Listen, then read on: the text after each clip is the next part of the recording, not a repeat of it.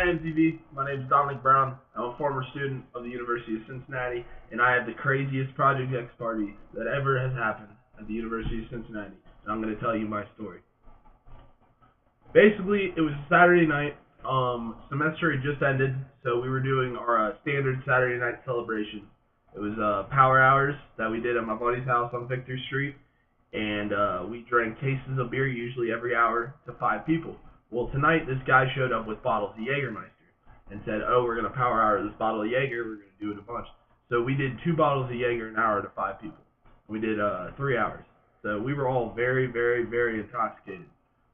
We knew that it would be crazy down in Clifton, but we didn't know how crazy. So after that, it was about 10 o'clock at night, and we decided to head to my buddy's house on Florida Street and hang out there for a minute, and then see if we couldn't find a house party. We went to my buddy's house on Florida Street. It was just a couple people drinking, a couple girls. It was pretty fun. Things started getting a little out of control there. I lifted a girl up on my shoulders to shotgun a beer. There were people dancing on the roof because it's the end of the semester. I was having a good time. We had a DJ. It was great. I thought that was the end of my night. I thought we were just going to hang out there and then go home and go to bed. Basically, Twitter started blowing up about party hashtag StratfordPalooza. It was basically there's two Stratford. There's a Stratford Street and a Stratford Ave. Stratford Ave is a bunch of frat houses, and Stratford Street is a street right next to the university. They're both next to the university, but Stratford Ave is actually like on campus. It's a 2-minute walk to most of our places to do our studies. So basically, we left the Flora house at about 12 o'clock and went up to Stratford Street or Stratford Ave. And it was probably the craziest party that has ever happened at the University of Cincinnati. We walked up, and it was just a sea of people. Probably close to 2,000 to 3,000 kids, all drinking, debauchery. We had strippers dancing on the roofs. We had midgets getting crowd surfing, thrown everywhere. Just a bunch of them showed up. I don't know where they came from, but they were just getting thrown up in the air, and they were having a great time. We were all drinking a lot of beer, a lot of everything. There were kegs everywhere. It was a great time. Somehow I stumbled inside of a frat house, and I saw 2 of my professors in there drinking and all this other stuff, and it was pretty cool. They were all pretty mellow. They weren't as drunk as the rest of us. And then this frat guy came up to me, and he asked me who I knew there, and I said I was just trying to use the restroom, just trying to get out of there without getting kicked off the street. And he said, "Oh, it's okay, man. Come in and party with us. It's all good." So we ended up going up on the roof. There was a keg up there. We're doing keg stands on the roof, hanging out with these girls up there dancing. There was DJs. It was a great time. So after that, we eventually get off the roof and we go downstairs. Basically, we're downstairs, and there was a bunch of kids outside, and we're still partying. It's 2 o'clock in the morning. This cop ends up rolling up this Stratford Street or Stratford Ave, and he said, everyone go home on his loudspeaker. It's 2 o'clock in the morning. It's time to shut it down, and which is pretty respectable, I guess. But we were trying to go till like 12 in the morning or 12 in the afternoon, I guess. So this kid, I think his name was Ian. He's from Indiana. He didn't even go to UC, and he took a beer bottle and chucked it through a glass mirror of the guy's cop car. And that's when it just shit hit the fan. After that one bottle got thrown, everyone started jumping in on it, just throwing bottles at this guy's cop car until he left. He finally leaves, and we think we're good, so we start going even harder. We're all jacked up. We just told the police what's up, and that's one thing I learned that night is that you can't fight with police. You're just never going to win. So we're partying in the streets even harder. We're jumping around.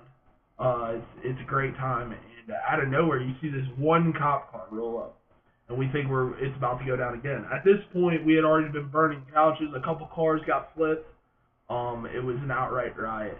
And this one cop car rolled up. And we're thinking, whatever. We're just going to do it over again. And then out of nowhere, just cops everywhere. Cop cars shut down both ends of the street.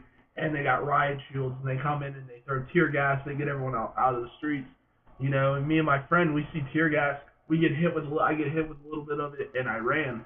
I didn't know where I was running. I ended up on the other side of campus, about a 20-minute walk from my dude's house on Victor, which is where I was staying that night. So we ended up just walking back, hoping the police didn't see us stuck in our heads.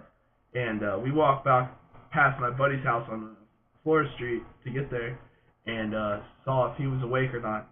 He was awake on his roof, and he just screamed. He yelled at me. He said, "Was it worth it?" I said, "I'd do it all over again." So we ended up going back to my buddy's house on Victor Street, and it was probably 6 a.m. at this point. And we're totally drunk, and we decided, well, let's just keep drinking. And we drank the rest of the beer we had and the rest of the Jaeger we had. So we were just completely drunk. I went to sleep at like 8, and got woken up at like 10 from a phone call from my mom. And you never want that phone call if you're in college on a Sunday morning. And she asked me where I was, and I told her she knew that I was in Clifton. So I was like, yeah, I'm at my buddy's house. I was trying to avoid the subject, see if she actually heard about it. She's like, turn on the news. Turn on the news. And it's just these photos of all these kids just covered in the streets. It's crazy. And she's like, just so you know, I know you were there that night. I was like, I wasn't there, I promise. And I actually tweeted a photo of me and this girl of shotgunning a beer off my shoulders. And she said, well, your sister kind of ratted you out. And she actually iMessaged me the photo. And I was crazy. I hadn't checked any social media. That photo got like 23 retweets because I hashtag StratfordPalooza on it. So basically, we ended up leaving there and went home to listen to my mom yell at me for a solid probably 2 days. She didn't talk to me. The news is going nuts about how it's the next UC riot and how they'll never do it again. And that one kid kind of ruined it for all the other kids, because basically every semester they usually throw this party, but it never got this out of control because all it usually is a bunch of kids just drinking and partying, which the university really doesn't care about. It's the simple fact that the kid threw the beer bottle, which turned it from a nice party, well, out of control party, but it was still relatively nice, to it was a full-blown riot. I feel bad for the kids that can't do it again, but it's a story that I'm going to tell my kids, and I think that it is definitely one of, if not the best college party that has ever happened. And I look forward to hearing from you guys soon. Thank you again, and I hope that maybe you guys will find that this story is worth making on your TV show. Thank you again. I appreciate it. Bye.